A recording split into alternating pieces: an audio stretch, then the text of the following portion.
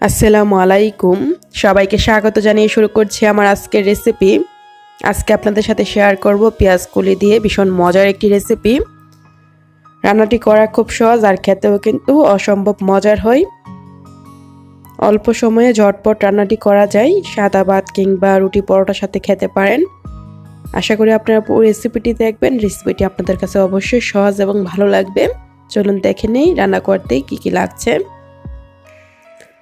আমি এখানে মাঝারি সাইজের 2টি আলু এরকম টুকরো করে কেটে নিয়েছি, তারপর ধুয়ে পানিটা ঝরিয়ে নিয়েছি। আর এখানে মেজারমেন্ট কাপে 2 কাপ সিম নিয়েছি।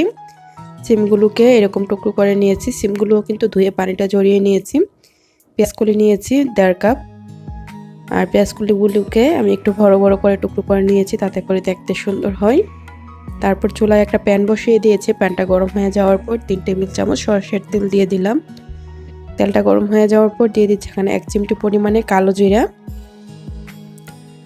কালো জিরাটা দেওয়ার পর যখন কালো জিরা থেকে খুব সুন্দর একটা ঘ্রাণ বের হয়েছে, দিয়ে দিচ্ছি এখানে আলুর টুকরোগুলো।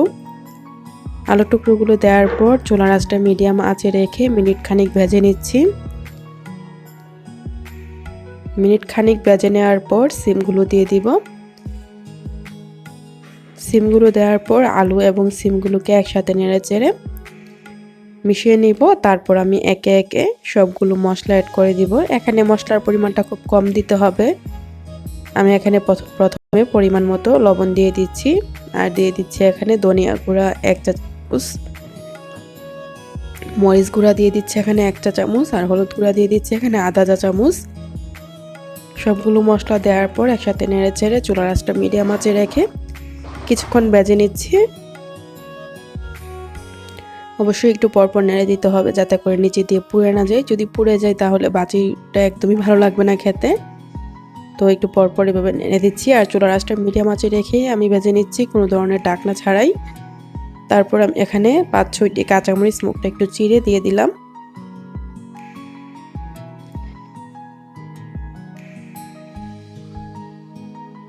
প্রায় 5 থেকে 7 মিনিট ভেজে নেওয়ার পর এখন আমি এখানে আধা চা চামচ টালা জিরা গুঁড়া দিয়ে দিচ্ছি। জিরা গুঁড়াটা দেওয়ার পর চুলার আঁচটা মিডিয়াম আঁচে রেখে আরও 2 মিনিট ভেজে নিব। আলু এবং সিমগুলো কিন্তু সুন্দরভাবে সিদ্ধ হয়ে গিয়েছে। তারপর আমি আরও 2 মিনিট ভেজে নিচ্ছি। তারপর দিয়ে দিচ্ছি এখানে পেঁয়াজ কলিগুলো দেওয়ার পর আর বেশি সময় ধরে রান্না করতে হবে না, 2 থেকে 3 মিনিট রান্না করে নিলেই কিন্তু পেঁয়াজ কলিগুলো রান্না হয়ে যাবে। পেঁয়াজ কলি বেশি সময় নিয়ে রান্না করতে হয় না, এমনিতে খুব সুন্দরভাবে মিশে যায়। আমি পুরো রান্নাটাই মিডিয়াম আঁচে করছি, প্রায় 3 মিনিটের মতো। পেঁয়াজ কলিগুলো দেওয়ার পর এই ভাজিটা আমি নেড়েচেড়ে ভেজে নিয়েছি। তারপর দিয়ে দিচ্ছি এখানে পরিমাণ মতো ধনেপাতা। আমি এখানে ধনিয়া পাতার পরিমাণটা একটু বাড়িয়ে দিচ্ছি, তাতে করে ভালো লাগে খেতে।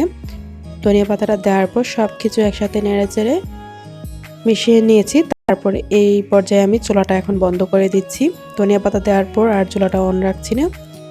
তো ভাজিটা কিন্তু একদমই তৈরি হয়ে গিয়েছে। এই যে দেখুন, সব কিছু সুন্দরভাবে সিদ্ধ হয়ে গিয়েছে। আর পেঁয়াজ পাতাটা এরকম একটু সবুজ রেখে নামালে দেখতেও সুন্দর হয় আর খেতেও ভালো লাগে।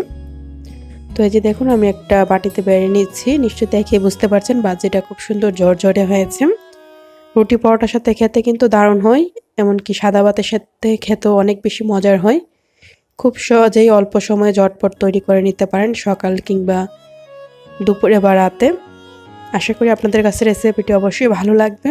যদি রেসিপিটি ভালো লাগে লাইক, কমেন্ট, শেয়ার দিয়ে সাথেই থাকবেন।